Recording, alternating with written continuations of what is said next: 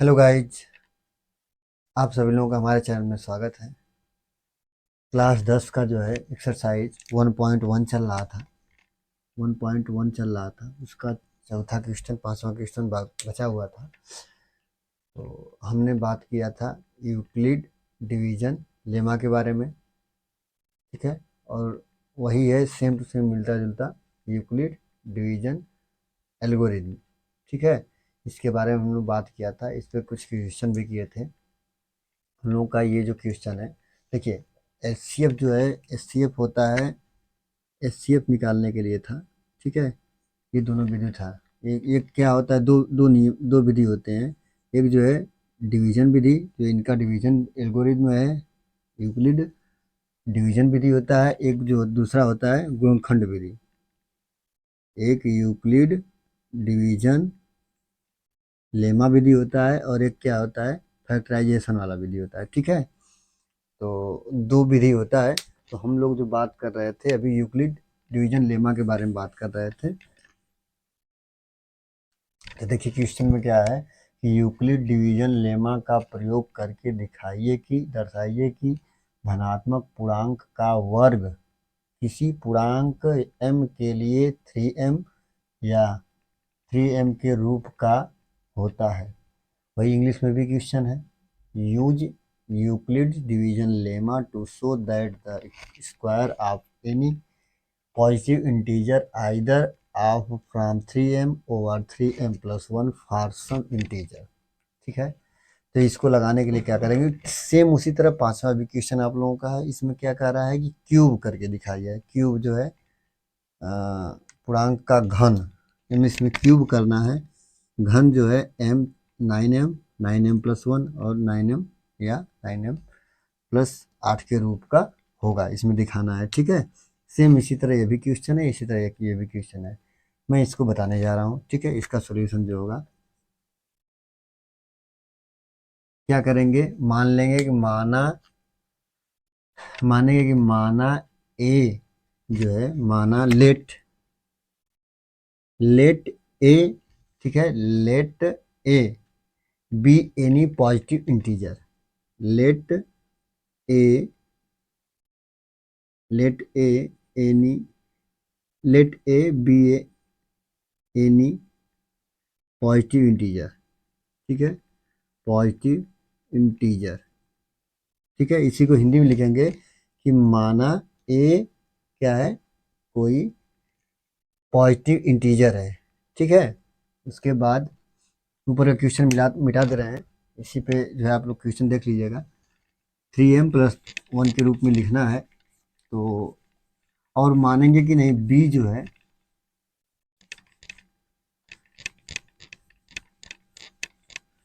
मान लेते हैं, ऊपर सोल्यूशन लगा रहे हैं। क्या लिखेंगे कि माना जो है सॉल्यूशन है, माना ए क्या है, कोई पॉजिटिव इंटीजर है। माना ए कोई पूर्णांक है, कोई पूर्णांक है।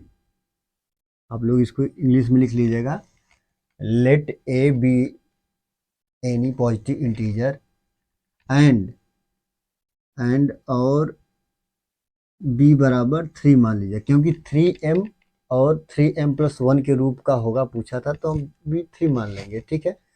और क्या होगा, q जो होगा हमेशा जो है ग्रेटर देन 0 होगा, और जो रिमाइंडर जो है r जो होगा, इससे हमेशा क्या होगा, छोटा होगा। तो r हो सकता है 0 हो सकता है, ठीक है, 1 हो सकता है, 2 हो सकता है।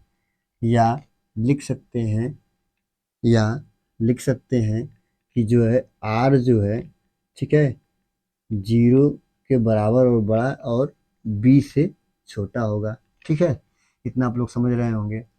अब क्या करेंगे कि जो है कि a बराबर, अब a बराबर लिख सकते हैं, क्या करेंगे, देयरफॉर, इसलिए a बराबर, ठीक है, 3q O R, 3q plus are, या 1 लिख लेंगे, ठीक है, ठीक।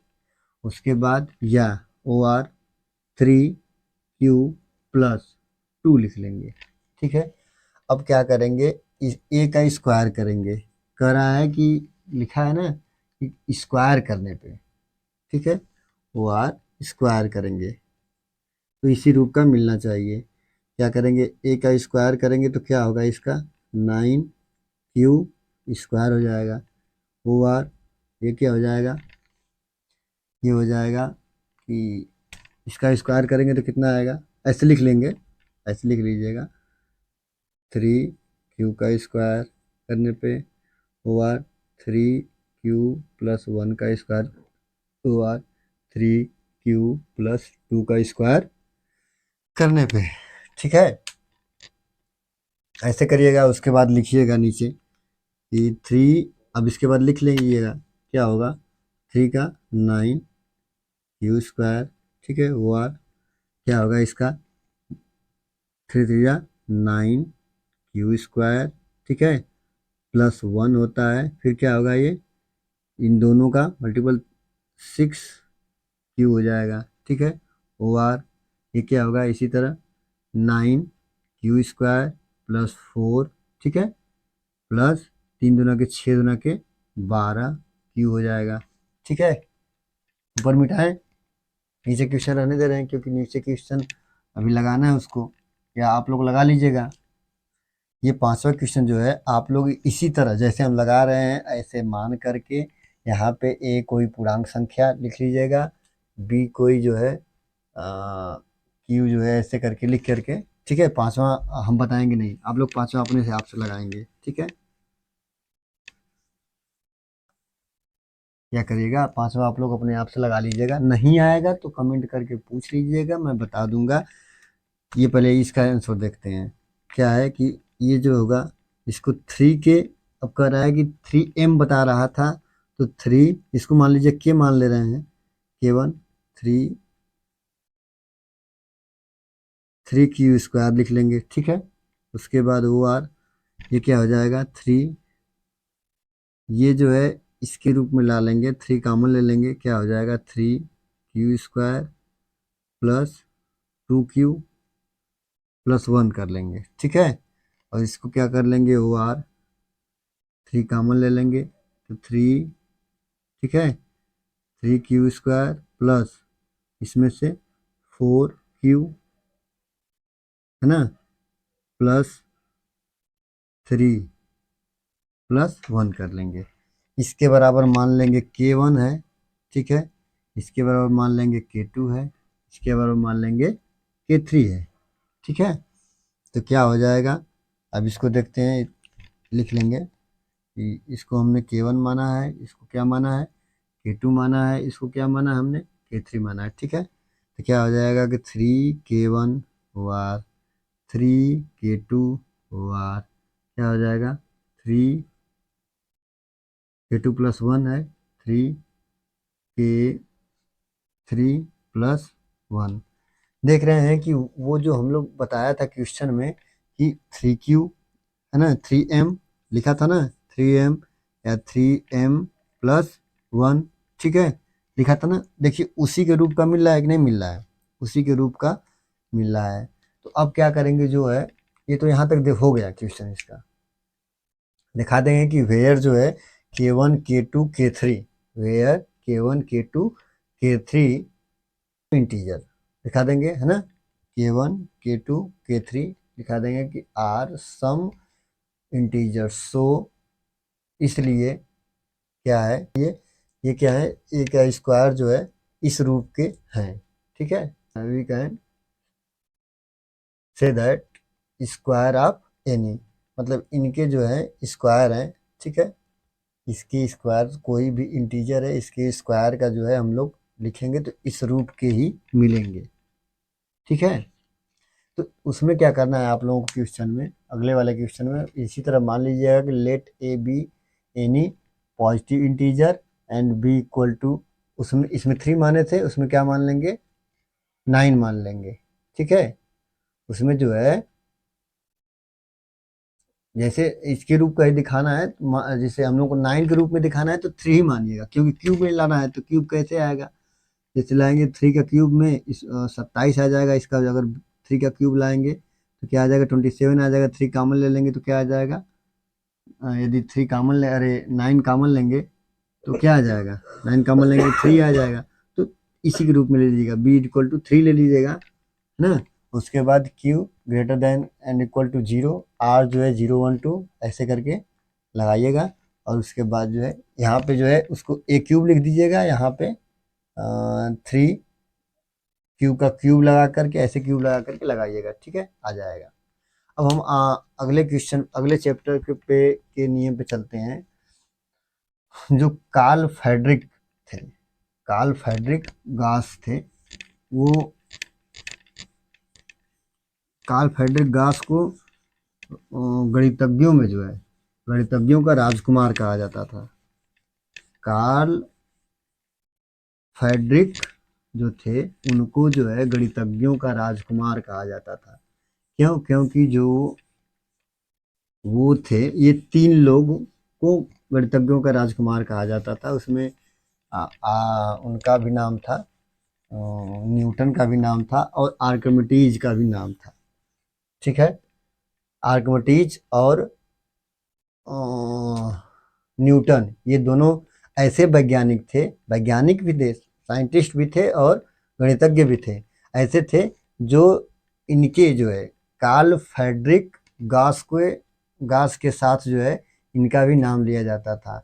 ये जो है अंक गणित की आधारभूत प्रमेयिका, फंडामेंटल थ्योरम ऑफ अरिथमेटिक, ठीक है, फंडामेंटल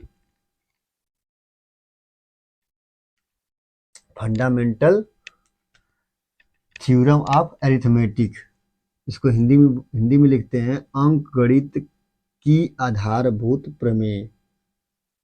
अंक गणित की आधारभूत प्रमेय की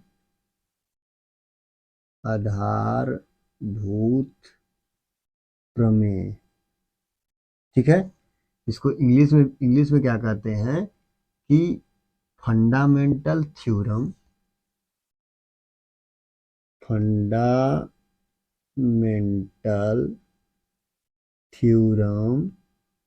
ठीक है, theorem of arithmetic, of arithmetic, ठीक है। इसको ये दिए थे, ये कार्ल फ्रेडरिक गॉस ने बताया था, ये गणितज्ञ थे जो इन्होंने दिया था। क्या दिया था, प्रमेय क्या था इनका, जो है कि प्रत्येक भाज्य संख्या को अभाज्य संख्याओं के गुणनफल के रूप में व्यक्त किया जा सकता है। कहने का मतलब क्या है कि प्रत्येक भाज्य संख्या को जिससे भाग दिया जा सके, जिसको, ठीक है, जैसे 6 हो गया, 12 हो गया, 9 हो गया, ठीक है। ये क्या है, भाज्य संख्या, जैसे मतलब किसी भी संख्या से जो कट जाए। तो इन्होंने क्या बताया था कि प्रत्येक भाज्य संख्या को अभाज्य संख्याओं के गुणनफल के रूप में व्यक्त किया जा सकता है, ठीक है, तथा यह अभाज्य गुणनखंडों के आने वाले क्रम के बिना अद्वितीय होए। अद्वितीय का मतलब होता है यूनिक है, ठीक है, यूनिक है ना। तो आप लोगों ने का मतलब है, हम लोग को कहने का मतलब ये है कि जैसे मान लीजिए 6 है, तो 6 को कैसे लिख सकते हैं, 2 × 3, ठीक है। तो 2 एक क्या है, अभाज्य संख्या है, प्राइम नंबर है, ठीक है। तो इसी के रूप में, इसी के मतलब 2 या 2 से अधिक, 1 2 या 2 से अधिक कह सकते हैं, या अभाज्य संख्याओं के गुणनफल के रूप में व्यक्त किया जाता है। जैसे अब 9 है, तो 9 को क्या करेंगे, 3 × 3, या इसको लिख सकते हैं 3 की पावर 2, 3 स्क्वायर, है ना। जैसे मान लीजिए 12 है, तो क्या लिख सकते हैं, 2 × 2 × 3 व्यक्त कर सकते हैं, ठीक है। तो क्या हो जाएगा, 2 का स्क्वायर 3, ठीक है। क्या है, 2 प्राइम नंबर हैं, ठीक है। इनको आपस में मल्टीपल करके गुणा के रूप में व्यक्त किया जा रहा है। कोई भी संख्या हो, कोई भी प्राकृतिक संख्या मिल सकती है। ठीक है, कोई भी प्राकृतिक संख्या मिल सकती है। तो ये जो है मतलब कार्ल फ्रेडरिक थे, इन्होंने बड़ा ही अच्छा बताया था। ठीक है, और ये हम लोगों लगाते भी हैं गुणनखंड भी इनके, जैसे अब यूक्लिड डिवीजन लेमा थे और ये हैं, तो दो विधि से लगाया जा सकता है जो है आप लोगों का एचसीएफ जो है। अब ये बताइए, आप लोग एलसीएम एचसीएफ तो शुरू से ही जानते आ रहे हैं, तो क्या आप लोगों को पता है एलसीएम और एचसीएफ क्या चीज है? एचसीएफ का मतलब होता है, एचसीएफ का मतलब होता है हाईएस्ट कॉमन फैक्टर। ठीक है, और एलसीएम, देखिए हम जो है एचसीएफ और एलसीएम की बात कर रहे थे, आप लोग कुछ नए तरीका बता रहे हैं समझने के लिए। क्या है? जैसे आप लोग तो जानते ही हैं कि एचसीएफ हाईएस्ट कॉमन फैक्टर है, एलसीएम तो कोई भी मान लीजिए ले रहे हैं, जैसे कि 12 हो गया और 6, इसका क्या करेंगे हम लोग, इसका जो है एलसीएम भी निकालेंगे। ठीक है, इस संख्या का हम लोग एचसीएफ भी निकालेंगे। ठीक है, एचसीएफ और एलसीएम। ठीक है, क्या कहते हैं, एचसीएफ जो है हाईएस्ट कॉमन फैक्टर, एलसीएम जो है लीस्ट कॉमन मल्टीपल। ठीक है, तो क्या है, इसका मतलब क्या होता है कि महत्तम समापवर्त, समापवर्त कहते हैं। ठीक है, इसको हिंदी में मौसा भी कहते हैं, लिखते हैं लोग, और इसको लसा लिखते हैं। ठीक है, इसको हिंदी में बोला जाता है, लेकिन आप लोग ऐसे समझिए एलसीएम और एचसीएफ। ठीक है, महत्तम समापवर्त और लघुत्तम समापवर्त तक, ठीक है, बोला जाता है। तो क्या कहते हैं, जैसे कि इसका निकालना है तो आप लोग क्या निकालेंगे, देखिए एचसीएफ जो है भाग विधि, यूक्लिड डिवीजन लेमा के विधि से भी निकाला जा सकता है और गुणनखंड विधि से निकाला जा सकता है। 6 का क्या करेंगे, 2 × 3 है। ठीक है, और 12 का क्या है, 12 का 2 × 2 × 3 है। ठीक है, और तो क्या होगा इसका जो है, अब एचसीएफ निकालना है तो इसमें से जो जितना कॉमन रहेगा बस वही लेते हैं। तो इसका क्या हो जाएगा, 6 और 12 का एचसीएफ, एचसीएफ बराबर 2 हो जाएगा। और यदि ऐसे लिखना हो, एलसीएम लिखना हो, तो जो नहीं कॉमन है उसको भी लिख लेते हैं। ठीक है, और जो कॉमन है वो तो लिखते ही हैं। ठीक है, क्या हो जाएगा, 3 × 6 × 12। ठीक है, 6 और 12 का एलसीएम जो है क्या है, 12 है। ठीक, एक दूसरा एग्जांपल ले लेते हैं, जैसे कि दूसरा कोई एग्जांपल ले लेते हैं, 12, ठीक है, और 16 ले लेते हैं। ठीक, इसलिए कि मैं कुछ समझाना चाहता हूँ आप लोगों को, इसलिए मैं ये छोटी छोटी संख्या ले रहा हूँ। ठीक है, 12 और 16, तो 12 और 16 का जो है इसमें निकालेंगे, दोनों का एचसीएफ और एलसीएम निकालना है।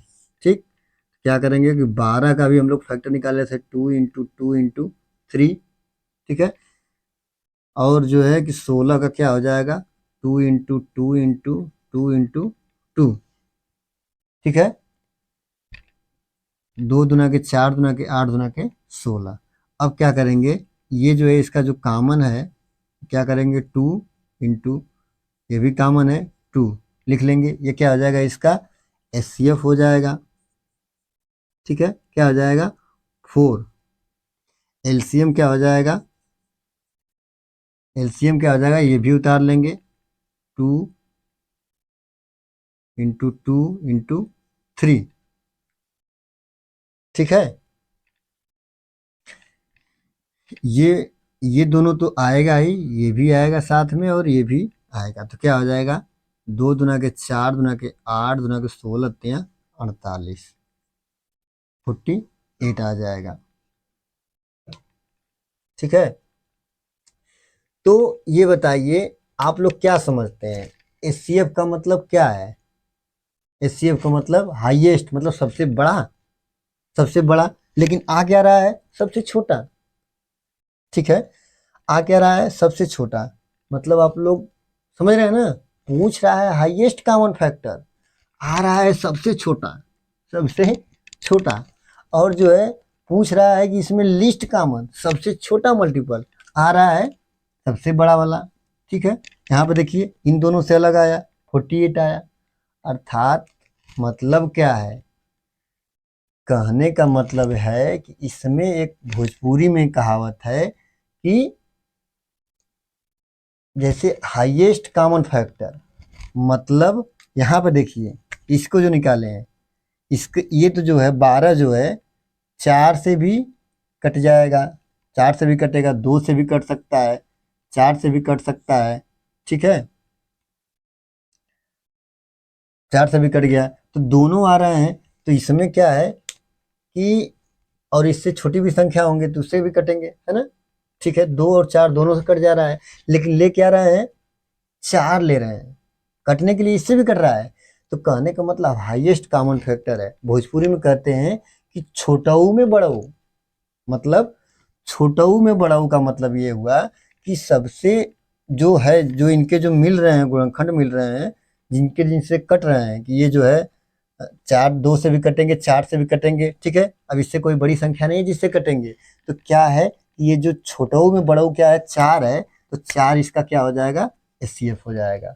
ठीक है, और जो लीस्ट कॉमन फैक्टर को क्या कहते हैं, क्या 48 ही ऐसी संख्या है कि जो 12 और 16 से कटेगी, नहीं, इससे ज़्यादा भी संख्या है, जो है 48, 96 हो गया।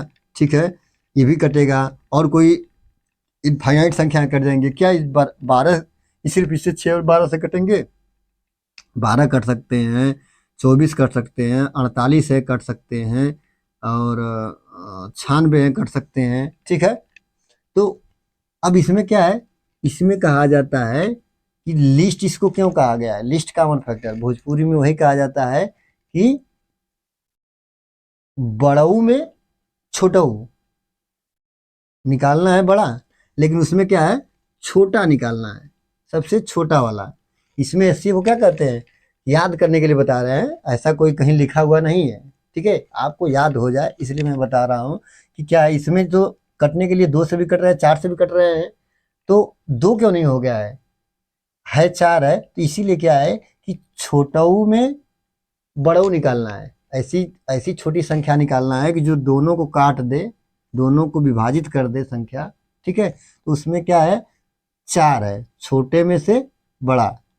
ठीक है, इसमें क्या है कि जो बड़ा दिए, कई संख्या दिया गया है, कई ठो मल्टीपल मिल सकते हैं, 6 और 12 के कई मल्टीपल मिल सकते हैं, ये जो है 12 और 16 के कई मल्टीपल मिल सकते हैं। तो इसमें क्या है कि बड़ऊ में छोटऊ, अर्थात बड़ों में से संख्या जो है छोटा को लेना है, छोटे वाले को लेना है, वो क्या हो जाएगा, एलसीएम हो जाएगा। ठीक है, जैसे देखो इसमें बड़े में कई ठो बड़ा हो जाएगा, इनफाइनाइट में नहीं हो जाएंगे। ठीक है, इनफाइनाइट में नहीं है, तो इसमें क्या है कि हम लोगों को छोटा वाला संख्या लेना है। आप लोग समझ गए क्या है, एचसीएफ जो है हाईएस्ट कॉमन फैक्टर, एलसीएम जो है इसको कहेंगे क्या है कि बड़ऊ में छोटऊ और छोटऊ में बड़ऊ, हाईएस्ट कॉमन फैक्टर एचसीएफ हो गया। और इसको क्या है कि बड़ऊ में छोटऊ। ठीक है, बड़ऊ में छोटऊ लेना है, आप लोग शायद समझ गए होंगे। मैं आगे चलता हूँ, को बताए एचसीएफ और एलसीएम के बारे में। ठीक है, एचसीएफ और एलसीएम आप लोग निकालेंगे। ठीक, निकालने जैसे कि है, आप लोगों को क्वेश्चन में दिया गया है कि जैसे है, एक तो दिया गया है कि मतलब यदि दोनों में रिलेशन क्या है। ठीक है, दोनों में रिलेशन जान लेते हैं। Relation, relation between HCF and LCM. ठीक है, relation between HCF and LCM, दोनों के बीच में संबंध बताना है। ठीक है, रिलेशन बताना है क्या है। तो यदि कोई भी संख्या है a and b, a and b दिया हुआ है, ठीक है, और इसका एचसीएफ और एलसीएम, एलसीएम है, ठीक है, दोनों, तो इन दोनों के बीच में क्या रिलेशन बनता है, ठीक है, तो एलसीएम बराबर हो जाता है ए इंटू बी, ठीक है, अपान इन दोनों का एचसीएफ, ए बी, ठीक है, का एचसीएफ, ये है रिलेशन होता है। ठीक है, और एलसीएम जो होता है इसको लिख सकते हैं कि ए बी का एल सी एम। आप लोगों को आगे चल के इसके ब्रैकेट भी होते हैं, जी आई एफ इसको बोलते हैं, इसको ब्रैकेट लगाए जाते हैं, बड़े कोष्ठक से लगाया जाता है, ये आप लोगों को में है नहीं, इसको जो है एल आई एफ बोलते हैं। ठीक है, तो ये एच सी एफ के लिए लगाए जाते हैं, ये जो है एल सी में लगाए जाते हैं, ये आप लोगों को अभी नहीं जानना है। ठीक है, कोई बात नहीं है। तो क्या है, ये है दोनों में रिलेशन होते हैं, ये दोनों के रिलेशन पाए जाते हैं। तो इस पे सवाल आता है मैथ में। आप हाँ, तो फ्रेंड्स बता रहे थे कि आप लोगों को एग्जाम्पल में है कि एक अभाज्य गुणनखंड विधि से 96 और 404 का एचसीएफ और एलसीएम निकालना है। तो क्या करेंगे कि इसका जो है एलसीएम निकालेंगे, पहले अभाज्य गुणनखंड निकालेंगे। 96 का क्या हो जाएगा, 2 × 2 × 2 × 2 4 8 दो दुना के 4 दुना के 8 दुना के 16 दुना के 32 तिहाई 96। ठीक है, क्या हो जाएगा 2 के पावर 5, 1 2 3 4, 1 2 3 4 5, ठीक है, 5 हो गए इंटू 3, और उसके बाद 404 का इसको निकालेंगे तो क्या होगा 2 × 2 × 101। तो ये क्या हो जाएंगे 2 के पावर 2 × 101। ठीक है, तो यहाँ इसका जो है क्या हो जाएगा एचसीएफ हो जाएगा, ये दो है इसके 2 के पावर 2, इसमें से 2 पावर 2 कॉमन हो जाएंगे तो क्या हो जाएंगे 2 के पावर 2 अर्थात 4 हो जाएंगे, इसके क्या है एचसीएफ 4 हो जाएंगे। अब एलसीएम निकालना है तो एलसीएफ क्या निकाल लेंगे कि 96 का 96 और 404 का जो है एलसीएम बराबर दोनों संख्याओं का गुणनफल 96/404 अपान बटे एचसीएफ, फार्मूला बताए थे ना, एचसीएफ दोनों का रिलेशन होता है तो निकाल लेंगे। तो एचसीएफ क्या है, एचसीएफ 4 आया है तो 4 से कर देंगे, 4 से डिवाइड करेंगे तो क्या हो जाएगा 101, अब मल्टीप्लाई कर देंगे तो क्या हो जाएगा 96, ये आप लोगों का एलसीएम हो जाएगा। तो यहाँ तक मैं उम्मीद करता हूँ कि आप लोगों को समझ में आया होगा। ठीक है, इसको क्या बोलते हैं कि प्राइम फैक्टराइजेशन मेथड, ये क्या है आप लोगों का प्राइम फैक्टराइजेशन मेथड। ठीक है, तो आप लोगों को यहाँ तक समझ में आया होगा। अगले दिन जो है आप लोगों को कुछ नए इंटरेस्टिंग है ना तरीकों से जो है आप लोगों को बताने की कोशिश करेंगे, जैसे कि आप लोगों को बेहतर से बेहतर समझ में आए और आप लोग एग्जाम में घबराएं ना, और आप लोग क्वेश्चन जो है चुटकियों में लगा दें, चुटकियों में, है ना, चुटकियों में लगाएंगे सवाल। बस आप लोग प्रैक्टिस करते रहिएगा, जितना बता रहे उतना समझते रहिए और रिवीजन करते रहिएगा। ठीक है, तो मैं क्लास को यहीं समाप्त करना चाहता हूँ, और आप लोग जो है एक्सरसाइज 1.2 जो है लगाइएगा, और अगले दिन हम आप लोगों को जो है इसका सवाल बताएंगे। Okay, thank you.